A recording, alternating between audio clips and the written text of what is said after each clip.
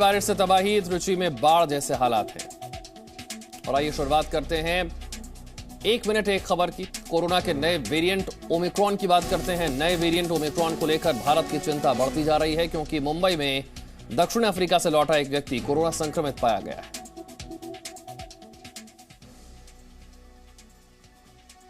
Corona के नए variant को लेकर देश में केंद्र और राज्यों की चिंता लगातार बढ़ रही है। रविवार को मुंबई के डोंबिवली में एक व्यक्ति कोरोना संक्रमित पाया गया। जानकारी के मुताबिक ये व्यक्ति हाल ही में दक्षिण अफ्रीका से लौटा था। हालांकि मरीज के सैंपल जीनोम सीक्वेंसिंग के लिए भेजे जाएंगे और रिपोर्ट मिलने के बाद ही यह स्पष्ट होगा कि वह ओमिक्रॉन वेरिएंट से संक्रमित है या नहीं। नए वेरिएंट के खतरे को देखते हुए केंद्र सरकार ने बाहर से आने वाले यात्रियों के लिए नई गाइडलाइन जारी की है। अब यात्री के लिए 14 दिन की यात्रा जानकारी जमा करना और यात्रा शुरू करने से पहले एयर सुविधा पोर्टल पर कोरोना वायरस की नेगेटिव RT-PCR जांच रिपोर्ट अपलोड करना अनिवार्य होगा। रिपोर्ट नेगेटिव आती है तो उन्हें 7 दिन के लिए घर में क्वारंटीन रहना होगा। 8वें दिन दोबारा जांच होगी और फिर नेगेटिव पाया जाता है तो अगले 7 दिन तक खुद निगरानी करनी होगी। कोरोना की ये नई गाइडलाइन 1 दिसंबर से लागू हो जाएगी। देश की राजधानी में डेंगू के मामले तेजी से बढ़ते जा रहे हैं। दिल्ली में अब तक आए डेंगू के मामलों ने 6 साल का रिकॉर्ड तोड़ दिया है। देश में अकेले कोरोना के नए वेरिएंट को लेकर ही नहीं, बल्कि डेंगू के बढ़ते मामलों को लेकर भी चिंता बढ़ गई है। दिल्ली में डेंगू के रिकॉर्ड तोड़ मामले सामने आ रहे हैं। अकेले नवंबर के महीने में ही 5,500 से ज्यादा मामले सामने आ चुके हैं। केसेस बहुत ही ज्यादा आए हैं इस बार, और सिम्टम्स भी बहुत हाई नहीं थे। हम ये कह सकते हैं कि मोस्ट ऑफ द पेशेंट्स आते थे एक तो फीवर लेके, और लोअर बैक एक सबको ही होता था, और वो फीवर पैरासिटामोल से भी नहीं उतरता था, तो हमें अल्टरनेटिव दवाइयाँ भी देनी पड़ती थी।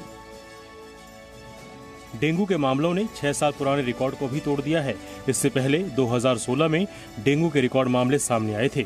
डेंगू के बढ़ते मामलों की वजह से मरीजों के लिए बेड की कमी भी होने लगी है।